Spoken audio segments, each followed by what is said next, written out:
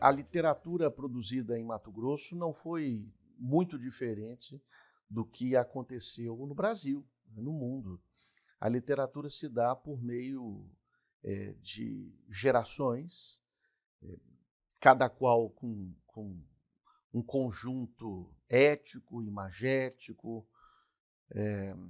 temático, e em Mato Grosso também. Vai acontecer na virada do século XX um projeto que aqui nos chamava programa, e esse programa foi imposto de uma maneira prescritiva, de uma maneira clara. Não foi colocado enquanto um alinhamento, um refinamento com publicações. Não, ele foi colocado de uma maneira muito clara. É como se fosse uma bula de remédio. Olha, daqui para frente, os mato-grossenses, quem ama a cultura de Mato Grosso, precisa falar de Mato Grosso a partir de Cuiabá.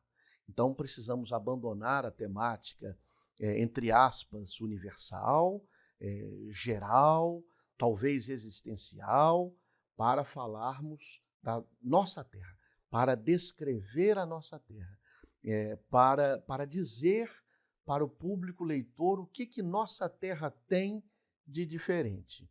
Essa visão dessa primeira geração de escritores, que aí sim contou com uma tipografia, com uma popularização de veículos de comunicação, jornais, revistas, livros que eram produzidos, inclusive, por tipografia salesiana daqui e de Niterói, inclusive, seguiu essa bula, seguiu esse preceito.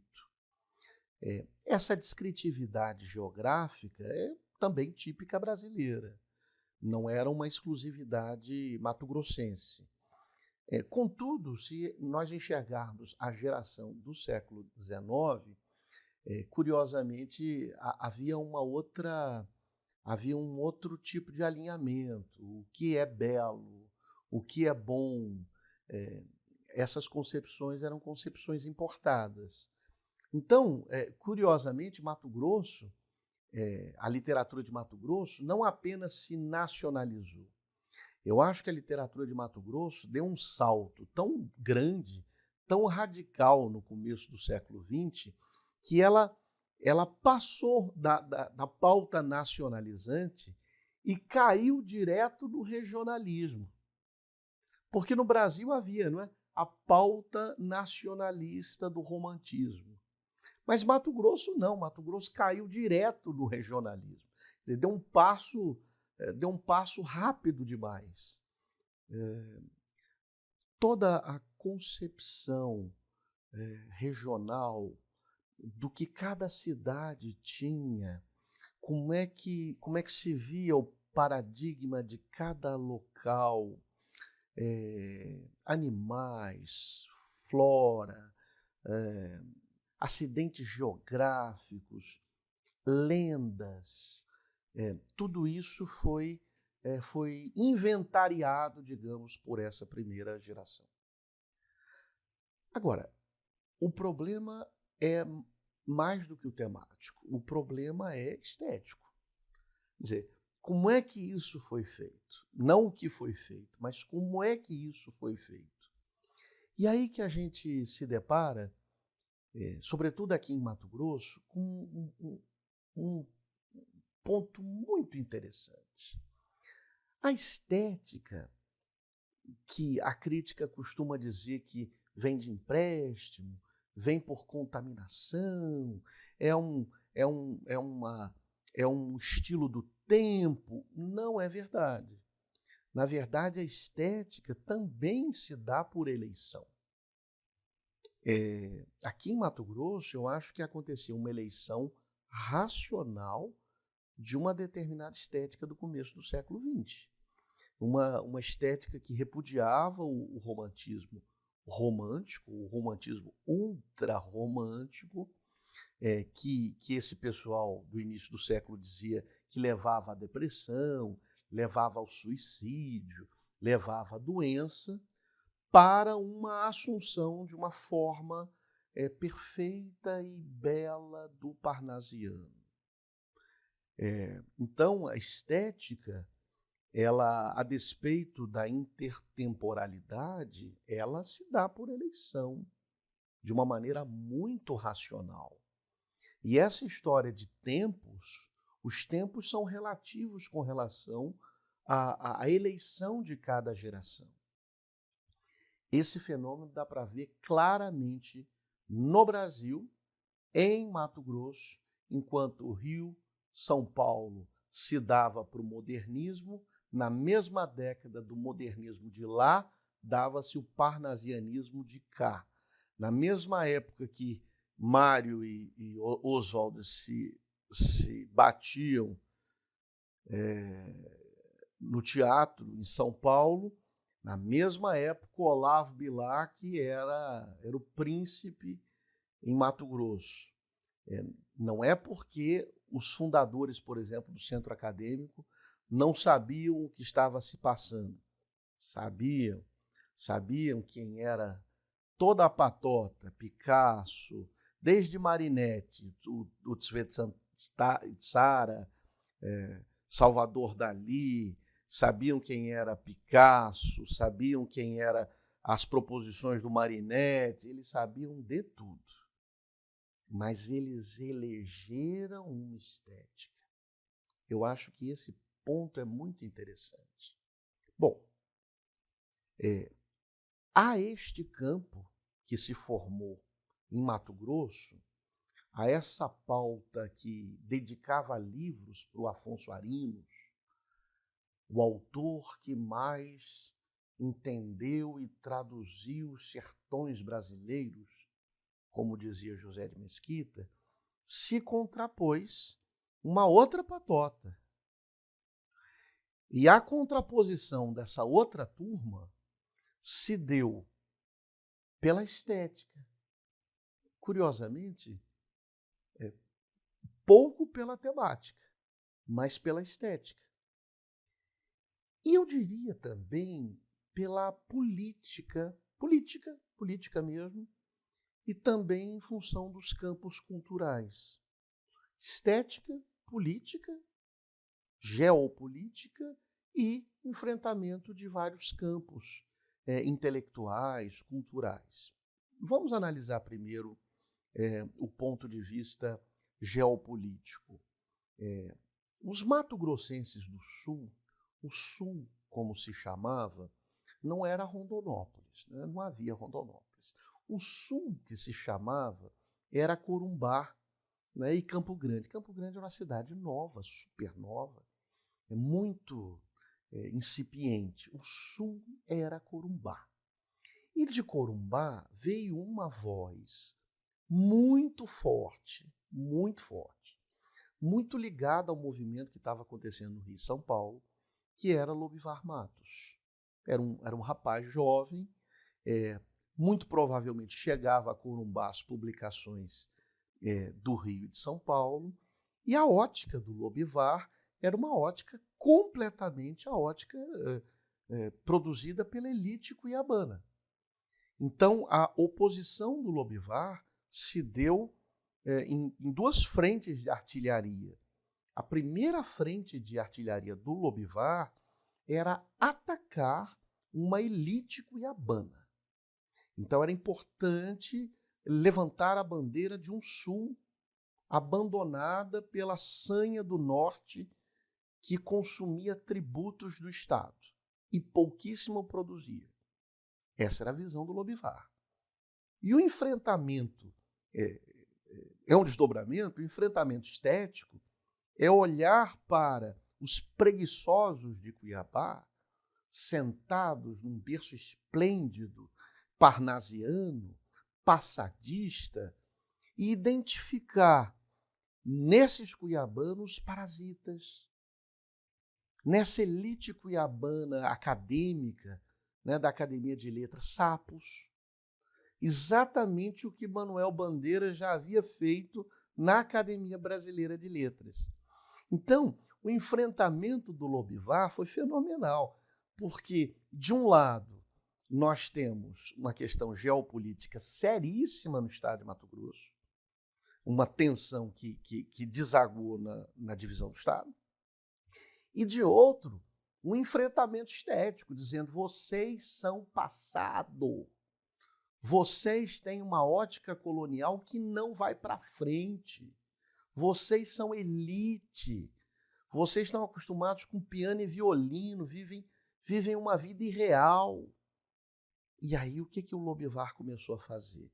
Falar do povo, falar da periferia, falar do bairro pobre, que era o Sarobá, as casinhas de telha, a telha de zinco quente, as prostitutas, as mulheres que lavavam roupa para fora, as marmitarias, os negros que suavam na enxada. Outra ótica, vamos acabar com a questão da métrica, vamos acabar com a rima. Então, mas é claro, sempre falando da nossa terra. Mas era de uma terra que era uma terra subelite, era uma terra que não tinha visibilidade. Então, o Lobivar foi meio que um Lima Barreto com relação ao Machado de Assis. O Machado de Assis escrevendo da Rua do Ouvidor, né? E o Lima Barreto escrevendo sobre a rua, mas não é aquela rua em que passam as carruagens, mas a rua em que se despejam dejetos dos grandes casarões. Então Lobivar fez esse contraponto, e eu chamaria o Lobivar de primeiro anti-acadêmico. Só que o Lobivar foi absolutamente sufocado pelo establishment cuiabano. Ele foi sufocado.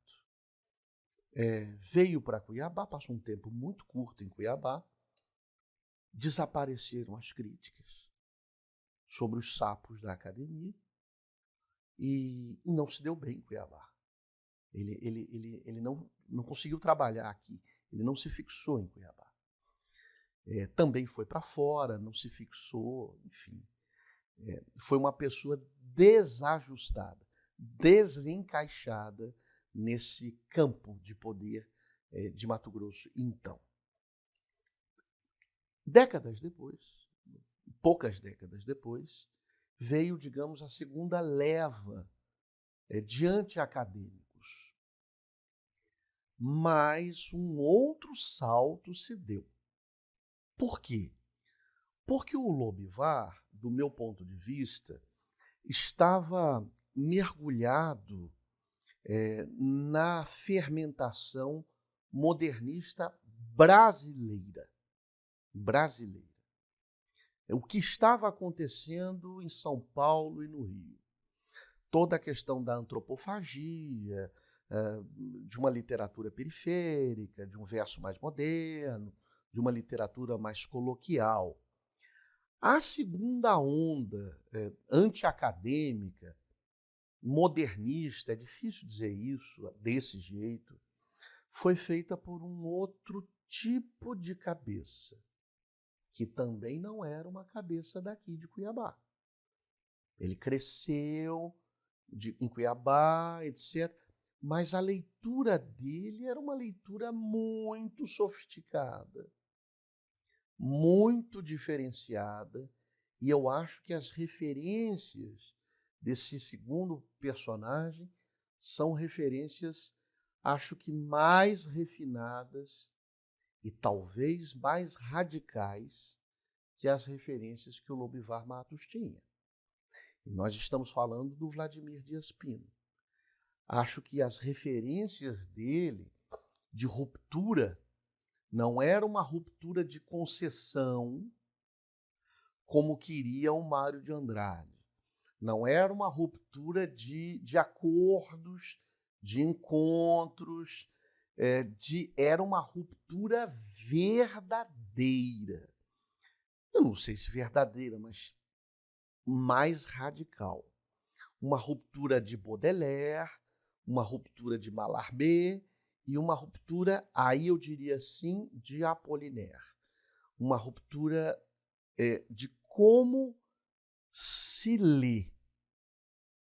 Não é a partir de como se escreve, é diferente. É de como se lê, é de como se toma a literatura, de como se enxerga a literatura. É diferente. É uma coisa mais radical. É um passo além. Não qualitativamente além, não estou dizendo isso, mas é muito diferente. Enquanto o modernismo queria reinventar a maneira de escrever, o movimento final dos 40 para começo de 50, que era o intensivismo do Vladimir Dias Pino, queria reinventar a forma de ver. É diferente. Então, acho que o foco do intensivismo, que eu considero como a segunda onda de enfrentamento acadêmico, foi uma onda muito mais ligada à recepção do que à produção. E aí foi uma coisa muito radical. Aí foi muito radical. Porque os verbos foram suprimidos, porque a forma gráfica foi dissolvida. Quer dizer, aí vem a encarnação da vanguarda europeia mais radical, mais egoísta, mais autorreferente, mais exclusivista. E o Vladimir, sozinho, do meu ponto de vista, os outros aderiram. Mas a força dele foi tão grande que ele propôs uma maneira diferente que os outros autores satélites aderiram. E a adesão que aconteceu em Mato Grosso foi muito interessante, porque esse Apollinaire mato-grossense aderiu também a um imagético regional. E isso era muito gozado, porque ao mesmo tempo que ele propunha imagens irônico, debochado com o passado, com os produtores, com os escritores tradicionalistas, tal. Ao mesmo tempo que ele propunha imagens, não eram imagens universais. Aí que está o pulo do gato. Eram imagens regionais. Então, quer dizer, o Vladimir misturou duas coisas ao mesmo tempo. Ele misturou uma lógica de Apollinaire da forma literária diferente, da flexibilização da literatura plasmada em letras, em texto, etc., aquela coisa convencional do livro. Vamos revisar isso, vamos mudar isso. E, ao mesmo tempo que, de alguma maneira, ele se alinhou ao imaginário brasileiro de canta a tua terra. Só que canta a tua terra com imagens, em vez de ser com romances, com contos. Agora, eu preciso dar uma sensação táctil ao leitor. Eu tenho que dar uma textura literária. Eu tenho que passar para o leitor a rugosidade da pedra canga.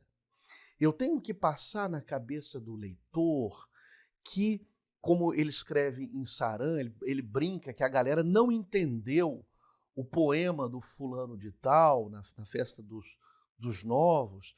O sujeito dizia que que os cabelos do coco, da palmeira, eram cabelos verdes da cidade, que se movimentavam com o vento.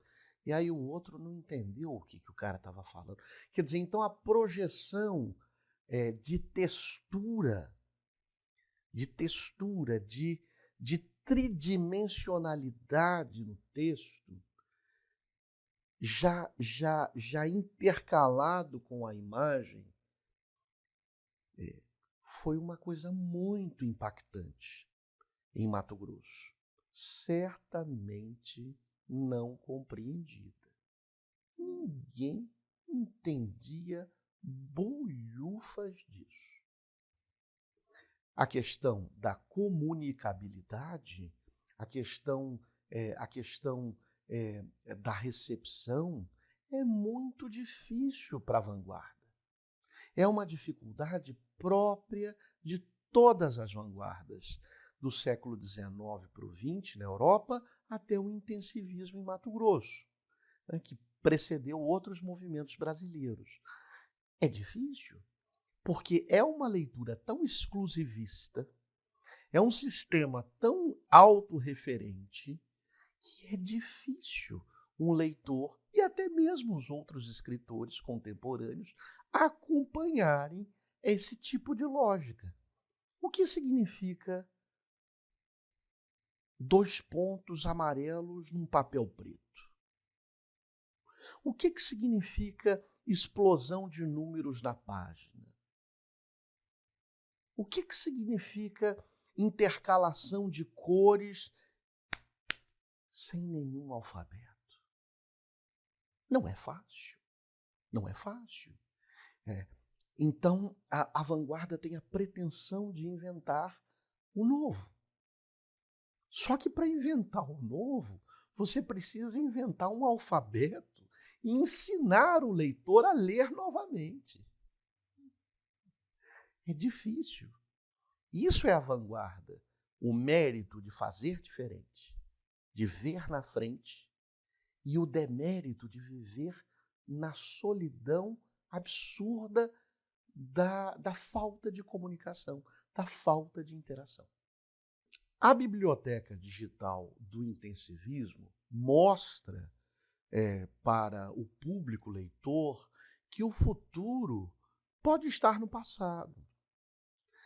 Essa eu acho a coisa mais transada da biblioteca, porque soluções tecnológicas atuais e futuras podem ser vistas nas propostas intensivistas de 60, 70 anos atrás.